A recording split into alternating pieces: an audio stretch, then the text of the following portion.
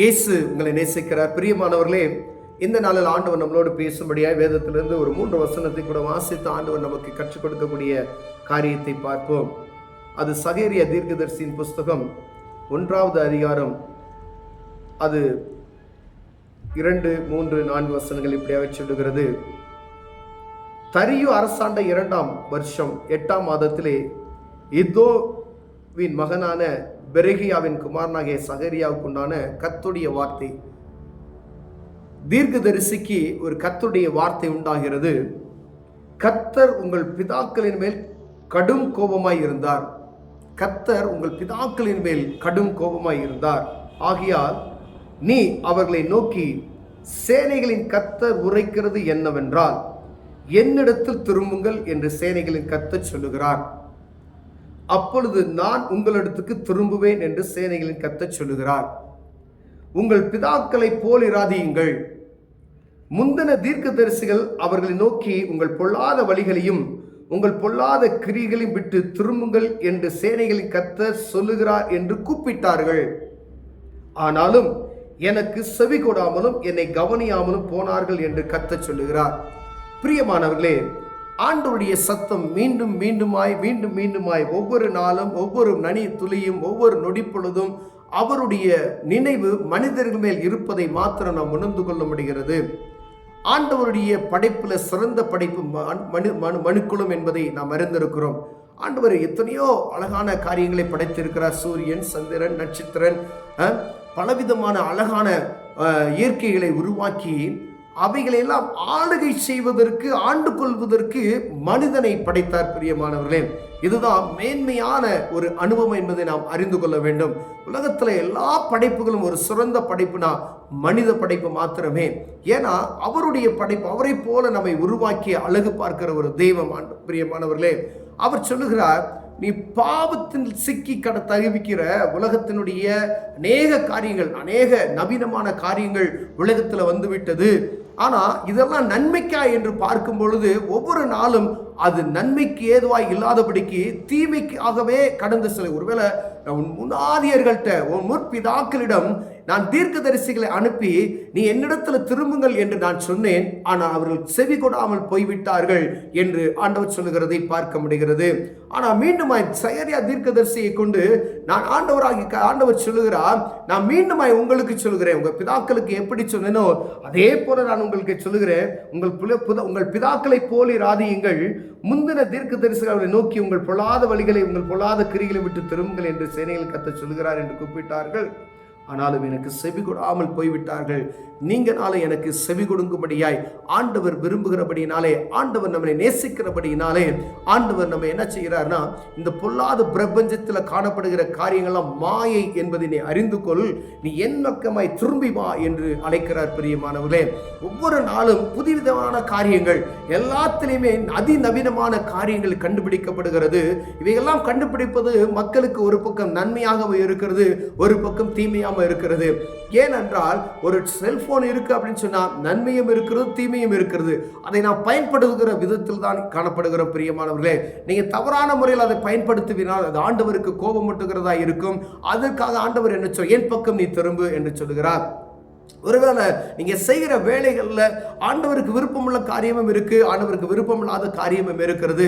அப்படின்னா அந்த காரியத்தில் நம்ம எதை நம்ம நிதானிக்கணும், எதை நாம் பிடித்துக் கொள்ளும்படியாய் ஆண்டவர் வருவார். நீங்க தேவ சமூகத்துக்கு நான் திரும்பு என்று ஆண்டவர் சொல்லுகிறார். அப்ப திரும்பணும்னா நீ இப்படிலாம் வாழணும் என்று சொல்லி ஆண்டவர் நமக்கு கடைபிடித்திருக்கிற அந்த காரியங்களை நம்ம அறிந்து கொள்ளும் பொழுது, அப்படியானால் நான் இதெல்லாம் செய்யக்கூடாது, ஆண்டவர் விரும்பத்தக்காத காரியத்தை நான் செய்கிறேன், ஆண்டவர் விரும்பாத இந்த காரியத்துக்குள்ள நான் கடந்து செல்கிறேன், அவர் சொல்லுகிற இடத்துக்கு போகாத என்று சொல்லுகிறதுக்கு என் கால்கள் தீவிரிக்கிறது, இதை செய்யாத என்ன அந்த கையை, என் கரம் அதை செய்வதற்கு என் கரம் தீவிரப்படுகிறது, இதை பார்க்காத என்று சொன்னால் அதை பார்ப்பதற்கு என் கண் பார்க்க போகிறது, இதை நீ பேசாத அப்படின்னு சொன்னா அந்த காரியத்தை பேசுவதற்கு என் உள்ளம் என்ன செய்கிறது, துடிக்கிறது, இதை நீ சிந்திக்காத என்று சொன்னா என் சிந்தனையில் அப்படிப்பட்ட பொல்லாத சிந்தனைகள் உண்டாகிறது என்று நாம் ஆராய்ந்து பார்ப்போமையானால் உலகத்தின் காரியங்களில் காணப்படுகிற இவைகளெல்லாம் உலகத்தில் உருவாக்கப்பட்டு ஒவ்வொரு மனிதனுக்கும் மேன்மையான காரியங்கள் என்று நாம் நினைத்து கொண்டு இருக்கிறோம். இது ஒரு பக்கம் இருந்தாலும்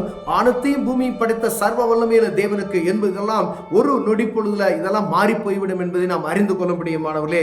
அவர் நினைத்தார், ஒருவேளை அண்ட சராசரங்களில் காணப்படுகிற எலக்ட்ரானிக்கல்ஸ்ல காணப்படக்கூடிய எத்தனையோ நவீனமான கண்டுபிடிப்புகள் இருக்கிறது. ஒரு நிமிஷம் ஆண்டவர் செயல்களை மாற்ற வல்லமையுள்ளவராக இருக்கிறார். ஒரு செகண்ட் ஆண்டவர்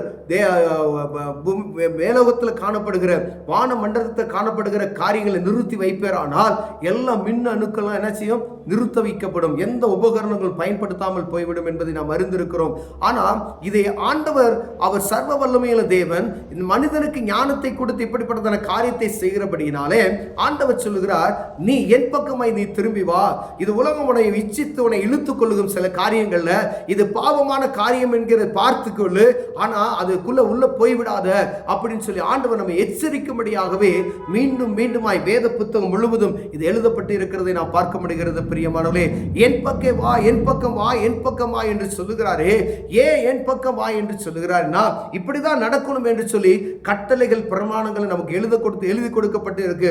உலகத்தில் இருக்கிற சக மனிதர்களுக்கும் ஒரே பிரமாணங்கள் எழுதப்பட்டு இருக்கிறது. பிரியமானவர்களே, இதை செய்யாத, இதை பார்க்காத, இப்படிதான் இருக்கணும்னு சொல்லி ஒரு 10 கற்பனைகளை ஆண்டவர் முதலில் நமக்கு கொடுத்தார். பிற்பதாக கொடுக்கப்பட்ட கற்பனைகள், நீ உன்னில் அன்பாய் இருக்கிறது போல பிறனிடத்தில் அன்பாயிரு, உன் தகப்பனை தாகையை நினைச்சி நீ நேசித்துக் கொள்ள என்று சொல்லி அநேக ஆண்டவர் புதிய விதமான கற்பனைகள் நமக்கு எழுதி கொடுத்திருக்கிறார். ஏன்னா ஆண்டவர் பக்கத்தில் நம்ம வரும்பொழுது உலகத்தில் காணப்படுகிற இந்த அருவருப்புகள் நம்மை தொடாது. பிரியமானவர்களே, ஒருவேளை இது ஒன்றும் செய்யாது என்று நான் போவோமா என்னால் ஆபத்து, இந்த இடத்துல போனா குடி இருக்கு, நீ விழுந்துருவ என்று நம்ம எழுதி கொடுக்கப்பட்டு இருக்கிறது. மீறி அந்த போர்டை பார்த்து விட்டு நம்ம அந்த இடத்துக்கு கடந்து சொன்னோம்னா ஆபத்தில் போய் விழுந்து விடும். இங்க ஒரு புதைமணல் இருக்கிறது என்று சொல்லி போர்டு வைக்கப்பட்டு இருக்கிறது. அந்த இடத்துக்கு மீறி நாம் கடந்து செல்வோம் என்னால் அந்த இடத்துல நம்ம என்ன செய்வோம்? விழுந்து மாண்டு போவதற்கான காரியங்கள் இருக்கிறது நாம் பார்க்க முடிகிறது. அநேக கடற்கரையில் இது ஆழமான பகுதி, இது கடல் ஆலை பயங்கரமா வரக்கூடிய இடங்கள் என்று எழுதப்பட்டு இருக்கிறது. ஆனால் ஜனங்கள் என்ன செய்யறாங்க? அதை பார்த்து விட்டு அங்க போக மாட்டாங்க. எச்சரிப்பின் செய்தி என்பதை அறிந்து அவர்கள் புரிந்து கொள்வார்கள். அநேகர் என்ன செய்றாங்க? மீறி அந்த இடத்துல போய் அந்த இடத்துல ஜீவனை மாய்த்துக் கொள்கிறதை நாம் பார்க்க முடிகிறது. பிரியமானவர்களே, இதே போலதான் வேதத்துல ஒரு எச்சரிப்பின் செய்தி, இதே போலதான் ஆண்டவர் நமக்கு ஒரு எச்சரிப்பின் செய்தியை கொடுக்கிறார்.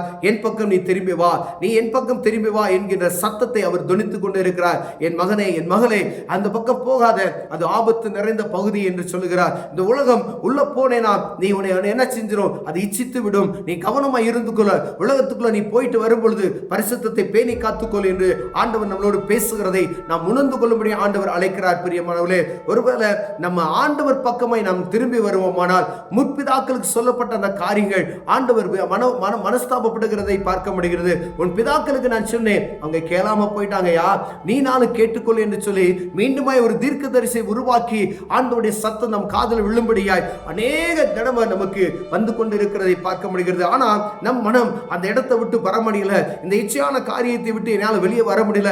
ஏன்னா ஆண்டவர் பக்கம் வந்தால் இந்த காரியத்தை நான் செய்ய முடியாது, தேவ சமூகத்துக்கு போனா நான் மதுபானம் பண்ண முடியாது, ஆண்டவரை நான் பற்றி கொண்டால் இந்த பாவமான காரியத்தை செய்ய முடியாது என்கின்ற மனசுக்குள்ள காணப்பட அவ்வளவு நிலைகள் இருக்கிறது. ஒரு விஷயம் அது தேவ சமூகத்துக்கு தெரியப்பட்டதுங்க, ஆண்டவருக்கு தெரியப்பட்டது. அப்படிப்பட்ட இந்த மன குழப்பத்தை எடுத்து போடுவார். உங்களை அவருடைய பிள்ளையாய் மாற்ற வல்லமையுள்ளவராக இருக்கிறார். அவர் சத்தத்துக்கு செவி கொடுப்போமா என்னால் அவரை நேசிக்கிறவர்களாய் அவருடைய பிள்ளைகளாய் நாம் மாற்றிக்கொள்ளப்படுவோம். பிரியமானவர்களே, கண்களை மூடுவோம், ஜெபம் செய்வோம். அன்பின் தகப்பனே, என் பக்கம் வா என்று சொன்னீங்க ஆண்டவரே.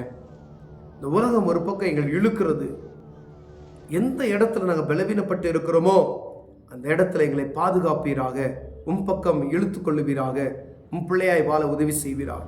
இயேசுவின் நாமத்தில் பிதாவே, ஆமென்.